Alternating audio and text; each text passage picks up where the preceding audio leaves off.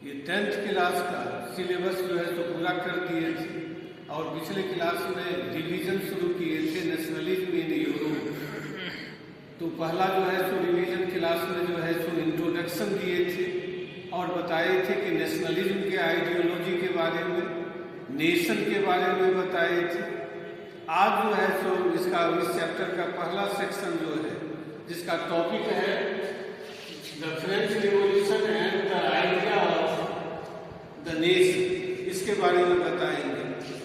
जैसा 9th class में भी तुम लोगों ने पढ़ा और इस क्लास में भी जो है सो पढ़ाते समय बताए कि पहला जो है सो नेशनलिज्म का पहला जो क्लियर एक्सप्रेशन जो है फ्रेंच रिवॉल्यूशन के बाद फ्रांस में जो है सो आया। मतलब इसका ये हुआ कि पहली बार नेशनलिज्म की जो आइडियोलॉजी है उसको सही रूप में जो है फ्रेंच रिवॉल्यूशन के बाद फ्रांस में देखा गया, इंट्रोड्यूस होते हुए, पॉपुलर होते हुए, स्प्रेड करते हुए। जैसा आप जानते हैं हम लोग कि 1789 में जब फ्रेंच रिवॉल्यूशन हुआ था उससे पहले ही फ्रांस एक वेल फ्लेज्ड एक टेरिटोरियल स्टेट था। यानी मतलब इसका ये हुआ कि फ्रांस एक निश्चित समय सीमा के भीतर स्थित एक देश था और जिसमें एक एब्सोल्यूट मोनार्क जो है सो रूल करता था जो लुई 16 था। और ऐसे ही देश में जब फ्रेंच रिवॉल्यूशन हुआ तो फ्रेंच रिवॉल्यूशन के बाद जो पॉलिटिकल और कॉन्स्टिट्यूशनल चेंज हुए उसके बाद जो है सो सॉवरेनिटी यानी कि जो किसी कंट्री का जो पावर होता है जिसको संप्रभुता कहते हैं हिंदी में, वह जो है सो ट्रांसफर हो गया फ्रेंच पीपल के पास, फ्रेंच रिवॉल्यूशन सिटीजन के पास जो है सो ट्रांसफर हो गया। मतलब अब मोनार्क के पास जो है सो पावर नहीं रह गया। मोनार्क के पास जब पावर था तो सॉवरेनिटी उसके पास थी, अब वह सॉवरेनिटी लोगों के पास चली गई तो मतलब अब फ्रेंच मोनार्क के पास जो है सो पावर नहीं रह गए। अब जो है सो ऑल इन ऑल जो है सो फ्रेंच पीपल हो गए और लोगों को जो है सो सारे राइट्स मिले। दूसरी जो घटना घटी कि शुरू से ही जो रिवॉल्यूशनरी थे यानी फ्रेंच रिवॉल्यूशन के बाद जो गवर्नमेंट बनाए उस गवर्नमेंट को जिन लोगों ने रिवॉल्यूशनरी गवर्नमेंट कहते हैं, तो शुरू से ही रिवॉल्यूशनरी गवर्नमेंट इस तरह के मेजर, इस तरह के प्रैक्टिसेस को अपनाई जिसके कारण फ्रांस एक फुल फ्लेज नेशन स्टेट बन जाए। और इसके लिए उन्होंने ला पेट्री और ले सिटोयन के कॉन्सेप्ट को इंट्रोड्यूस किया। और जो ये ला पेट्री का मतलब हुआ फादरलैंड, यानी फ्रांस के लोगों के लिए फ्रांस फादरलैंड था। ले सिटोयन का मतलब कि फ्रांस के लोग अब सिटीजन बन गए। पहले वो सब्जेक्ट थे, मोनार्क के माने प्रजा थे, सब्जेक्ट का मतलब प्रजा। और प्रजा जो होता था उस समय के जो ऑटोक्रेटिक मोनार्क थे उनके लिए सब्जेक्ट या प्रजा जो प्रॉपर्टी होती थी उनको कोई राइट नहीं होता था। लेकिन अब ये नई जो चेंजेज हुए पॉलिटिकल और कॉन्स्टिट्यूशनल उसके अंतर्गत अब फ्रेंच पीपल जो है तो सिटीजन बन गए और इन लोगों को इक्वल राइट्स दिए गए। सभी लोगों को इक्वल लॉज और रूल रेगुलेशन जो पूरे कंट्री के लिए जो बनाए गए। फ्रांस में जो है जो दूसरा जो चेंजेज आया वह था कि पूरे देश में रॉयल स्टैंडर्ड यानी राजा का जो झंडा था उसके जगह पर ट्राई कलर यानी तिरंगा झंडा जो इंट्रोड्यूस किया गया। फ्रांस का अब ये नेशनल फ्लैग हो गया।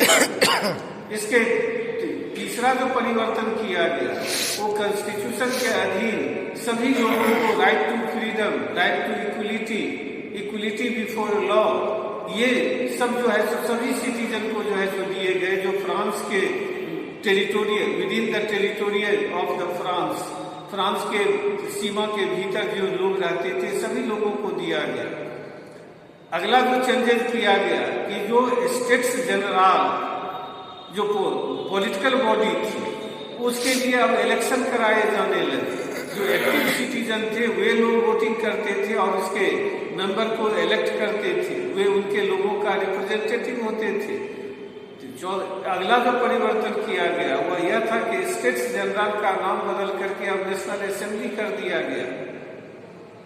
ये सब इसके अलावा जो एक चेंज यह किया गया कि पूरे फ्रांस में जो फ्रेंच लैंग्वेज ही बोली जाती थी, लेकिन पेरिस में जिस तरह से फ्रेंच लैंग्वेज बोली जाती थी, लिखी जाती थी, स्पोकन और रिटन किया जाता था, उसको जो है सो माना गया कि स्टैंडर्ड लैंग्वेज, और इसको प्रमोट किया गया, इसको पॉपुलर बनाया गया। पूरे देश के लोगों को कहा गया कि इसी तरह के लैंग्वेज का यूज करें बोलने में, लिखने में।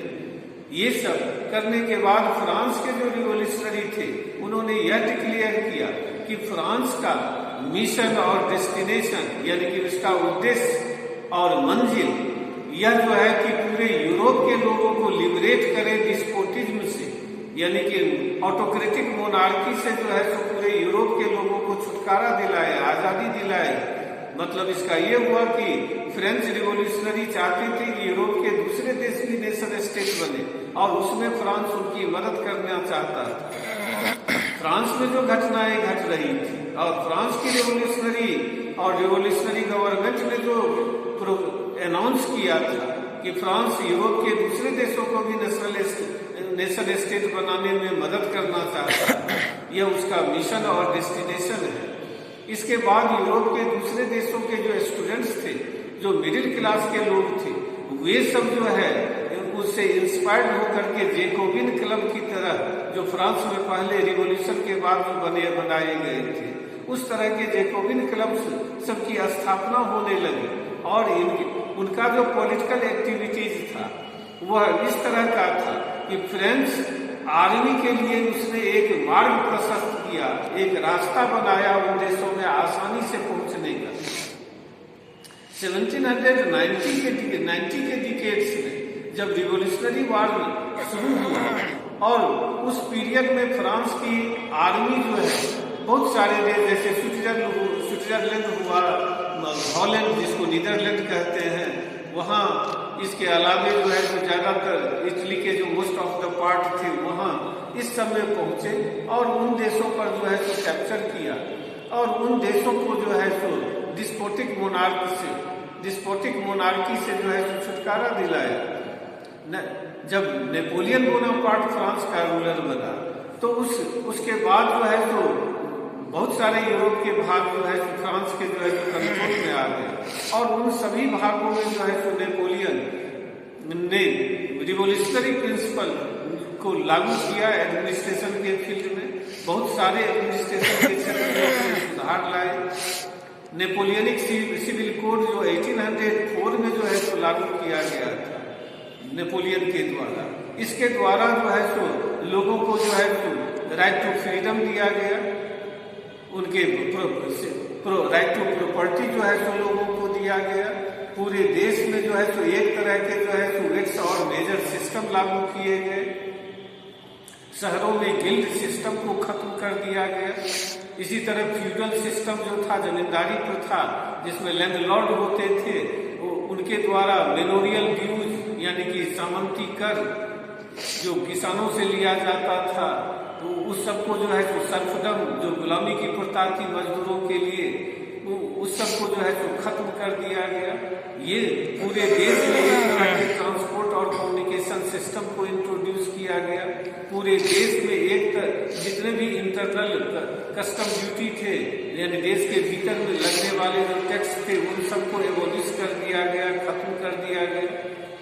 ये सब रिवोल्यूशनरी जो मेजर थे नेपोलियन बोनापार्ट ने फ्रांस के अलावे जो दूसरे देशों में भी लागू किया, जो देश फ्रांस के कंट्रोल में थे। इन सब के कारण जो पीजेंट्स लोग थे, जो न्यू बिजनेसमैन थे, इन सबको सबसे ज्यादा फायदा हुआ, और इन लोगों को इन्होंने नई आजादी का अनुभव किया। इन लोगों को लगने लगा कि इस सारे रिफॉर्म से जो गुड्स का और कैपिटल का जो है तो मूवमेंट बड़ा इजी हो जाएगा, आसान हो जाएगा। एक जगह से दूसरे जगह वस्तुओं का आना जाना, पूंजी का आना जाना, ये आसान हो जाएगा। इससे जो है तो ट्रेड बढ़ेगा, बिजनेस बढ़ेगा, और इससे उनको ज्यादा फायदा होगा। लेकिन जिन देशों में फ्रांस की आर्मी पहुंची थी, फ्रांस उसको अपने कंट्रोल में ले लिया था। वहाँ शुरू में तो लोगों में बहुत उत्साह था, जैसे पोलैंड में, हॉलैंड में, स्विट्जरलैंड में, मिन्ज, मिलान, वारसा, ऐसे देश शहरों में लोगों ने फ्रेंच आर्मी को हार्बिंगर ऑफ लिबर्टी के रूप में स्वागत किया, यानी कि स्वतंत्रता दिलाने वाला अग्रदूत के रूप में। लेकिन कुछ ही समय के बाद उनका उत्साह ठंडा हो गया। कारण इसका यह था कि फ्रांस ने जबरदस्ती वहां जो टैक्स इंक्रीज कर दिया। दूसरा जो लोगों को फोर्स जो है रिक्रूटमेंट जो है जो करना शुरू किया, जबरदस्ती अपनी आर्मी में जो है जो वहाँ के लोगों को शामिल करना शुरू किया। प्रेस पर जो है जो सेंसरशिप बना करके रखा। इस सब के कारण वहाँ के लोग धीरे धीरे फ्रांस के विरुद्ध नाराज हो गए। जो एडमिनिस्ट्रेशन में सुधार लाया गया था उससे जो लोग खुश थे, वह खुशी भी ज्यादा समय तक उनके मन में नहीं रही। फ्रांस के प्रति यह नाराजगी आने वाले समय में बढ़ती चली गई।